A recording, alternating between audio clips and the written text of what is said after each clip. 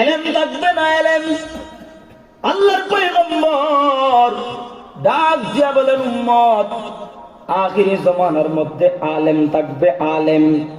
কিন্তু আলেমের এলেম গলার নিচে থাকবে না, গলার উপরে থাকবে। এই আলেম গুলা মূর্খ হবে।